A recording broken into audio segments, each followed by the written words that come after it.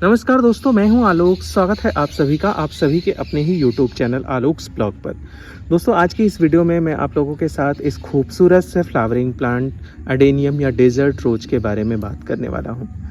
ये पूरा पौधा ही अपने आप में एक अजूबे जैसा होता है, देखने में बहुत खूबसूरत लगता है।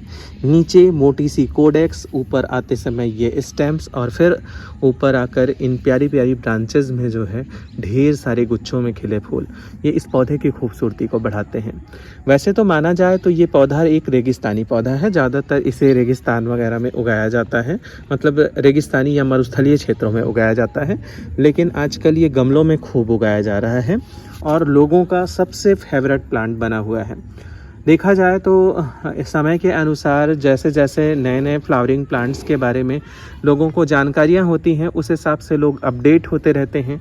अडेनियम आज से नहीं, बहुत पुराने समय से लोग लगा रहे हैं, लेकिन जैसे जैसे इसकी रोजी वैरायटीज़, जो ग्राफ्टेड वैरायटीज़ हैं, वो मार्केट में आई, वो लोगों के बीच में आई, तो इसने कुछ ज़्यादा ही पॉपुलैरिटी हासिल कर ली। बात अगर इस पौधे की करी जाए तो फुल सन लविंग प्लांट है, मतलब पूरे दिन की अच्छी धूप पसंद करने वाला पौधा है। आज की इस वीडियो में हम लोग बात करेंगे कि कैसे हम इसके कोडेक्स को पिलपिला होने से बचा सकते हैं। अगर इनमें फूल खिल रहे हैं तो कलियां बन रही हैं तो कैसे उनको फूल तक लाएं, क्योंकि होता क्या है कि गर्मियों के समय में इसकी बहुत सारी कलियां बिना खिले हुए गिर जाती हैं। और तीसरी चीज़ जो है, अगर इनके अंदर सीड पॉट बन रहे हैं, क्योंकि बहुत सारे लोगों की इच्छा होती है कि अगर उनके पौधे में, उनके पास ये पौधा है तो फिर मल्टीप्लाई होकर ये कई सारे पौधों में कन्वर्ट हो, या फिर इसके हम पौधे लगाएं और मतलब सीडलिंग करें और सीडलिंग के बाद ग्राफ्ट करके नए नए पौधे तैयार करें। तो सभी चीज़ों पर बराबर अपडेट दूंगा। सबसे पहले तो मैं आप लोग को बताऊंगा फुल सन लविंग प्लांट है। अगर आप इसको जो है इसमें अच्छा फूल पाना चाहते हैं तो फुल सन में इसको रखिए। दूसरी चीज़ जो है, इसके लिए जो मिट्टी बनाई है वो कतई जो है सौगी मिट्टी नहीं होनी चाहिए। इसकी मिट्टी के अंदर आपको बजरी, परलाइट और इसके साथ साथ धान की भूसी और चारकोल के टुकड़े और आप बोन मील मिक्स करिए। इसके अलावा अगर देखा जाए तो आप थोड़ी बहुत कोकोपीट मिक्स कर सकते हैं। मतलब ऐसी मिट्टी बनानी हो कि जो भुरभुरी हो और अच्छे ड्रेनेज वाली हो, मॉइस्चर को भी होल्ड करे और प्लस मॉइस्चर को रिलीज करने की भी क्षमता जल्दी हो। चूँकि ये एक रेगिस्तानी पौधा है तो इसकी वाटर इंटेंसिटी इतनी ज़्यादा नहीं होती है, बहुत कम टाइम में जो है इसको पानी की जो है ज़रूरत होती है। लेकिन गर्मियों के समय में अगर आप इसके कोडेक्स को पिलपिला होने से बचाना है तो समय समय पर आपको इस पौधे को पानी ज़रूर देना है। जैसे ही मिट्टी में नमी की मात्रा कम होगी, इसके कोडेक्स जो है वो मुलायम हो जाएंगे, छूने के बाद ऐसे दबने लगेंगे। तो कम पानी जो है वो इस चीज़ की वजह बनती है। और दूसरी चीज़ जो है, कभी कभार होता क्या है कि हमारा पौधा जो है मिट्टी जब इसकी सही नहीं बनी होती है तो सही मिट्टी ना बनी होने पर मिट्टी के अंदर ओवर मॉइस्चर होल्ड करता है, और जब एक्स्ट्रा मॉइस्चर होल्ड करता है तो वहाँ पर भी आपके कोडेक्स के मुलायम होने की चांसेस बने रहते हैं। तो दो चीज़ों का आपको ध्यान देना है।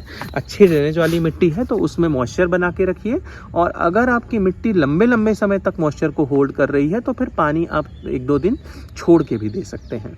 एक चीज़ और है, अब गर्मियाँ बहुत तेज़ आ गई हैं और बहुत तेज़ जब हार्श बिल्कुल सनलाइट होती है तो बहुत तेज़ धूप लगने पर होता क्या है, इसकी कलियाँ भी गिरने लगती हैं। सीड पॉट बने हैं तो वो फिर मैच्योर हुए बिना ही गिर जाते हैं। सीड पॉट के लिए भी मैं अभी बात करूँगा, अभी तो फिर सिर्फ कोडेक्स के लिए बात करते हैं। और इसके अलावा कलियाँ बिना खिले गिर जाती हैं, सीड पॉट मैच्योर हुए बिना गिर जाते हैं, और बहुत हार्श सनलाइट लगने पर भी इसके कोडेक्स पिलपिले हो जाते हैं। तो ऐसी जगह पर अब पौधे को शिफ्ट करना है जहाँ से 5-6 घंटे की धूप मिल जाए, और उसके बाद पौधा कुछ देर हमारा जो है वो शेड में भी रहे। इस चीज़ का ध्यान देना बहुत ही ज़्यादा ज़रूरी है। ये है कोडेक्स की बात, मतलब 3 चीज़ों का ध्यान देना है कोडेक्स को लेकर। सबसे पहली चीज़, बहुत ज़्यादा हार्श सनलाइट पूरे दिन की नहीं लगने देनी है, नमी मिट्टी में बना कर रखनी है। और अगर आपकी मिट्टी मॉइस्चर को होल्ड करने वाली है तो फिर आपको थोड़ा 1-2 दिन छोड़कर पानी दीजिए, बराबर पानी मतलब देकर ओवर मॉइस्चर अपनी मिट्टी के अंदर मत क्रिएट करिए। अब बात कर लेते हैं इस पौधे की कलियों को बिना खिले गिरने से कैसे बचाएं। बहुत सारे लोग कहते हैं कि अडेनियम पर मिस्टिंग नहीं करनी चाहिए, लेकिन आपको करना क्या है कि जैसे है क्या कि सुबह जब धूप ना निकली हो और 1-2 घंटे तक धूप निकलने के चांसेस ना हो, तभी आपको अपने पौधे को खूब नहलाकर और अच्छे से पानी दे देना है, मिट्टी में भी देना है और पौधे को नहला भी देना है। अगर मिस्टिंग आप करेंगे तो उससे थोड़ा प्लांट के पास थोड़ा ठंडक वाला वातावरण बनेगा, इससे कलियां गिरें भी नहीं और समय से खिल भी जाएंगी। इसके अलावा मिट्टी में मॉइस्चर का मेंटेन होना बहुत ज़रूरी होता है कलियों के खिलने के लिए।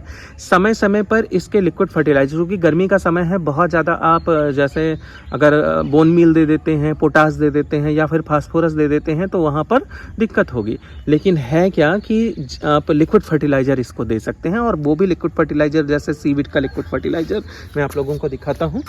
ये है सीवीड का लिक्विड फर्टिलाइज़र सागरिका का, आप ये अपने पौधे में डाल सकते हैं। इससे जो है कलियां जो हैं वो बिना खिले हुए गिरने से बचेंगी।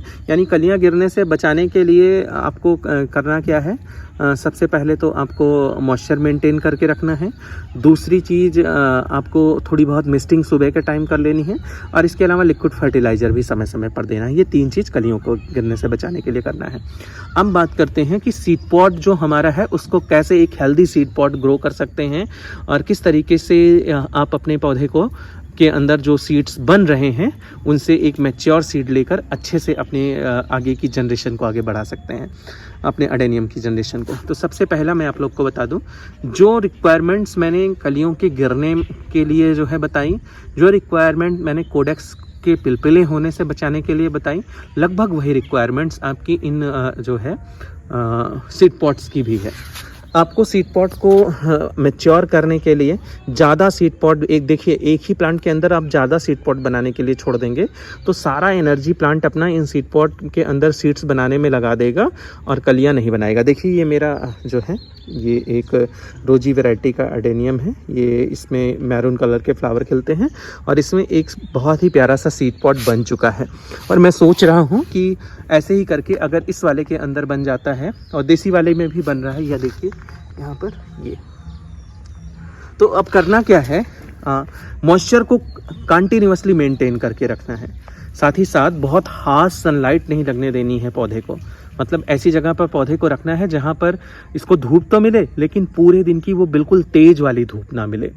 इसके अलावा लिक्विड फर्टिलाइज़र, चूँकि प्लांट को ज़्यादा एनर्जी की ज़रूरत होगी बीज बनाने के लिए, जैसे आप लोग को पता ही होगा कि जब आप किसी चीज़ से ज़्यादा प्रोडक्शन लेने लगते हैं तो उसकी ऊर्जा को भी बनाए रखना ज़रूरी होता है।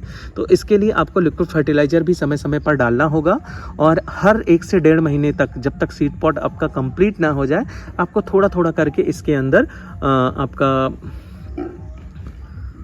लिक्विड फर्टिलाइज़र सॉलिड फर्टिलाइज़र भी डालना होगा।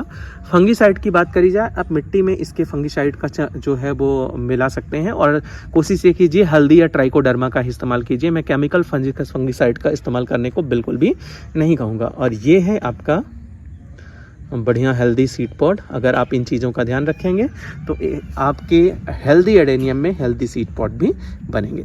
तो ये है एडेनियम की केयर को लेकर कुछ टिप्स जो मैं आप लोग के साथ शेयर करना चाहता था। इस वीडियो को यहीं पर एंड करते हैं, मिलते हैं किसी नए वीडियो में, तब तक के लिए bye bye and take care.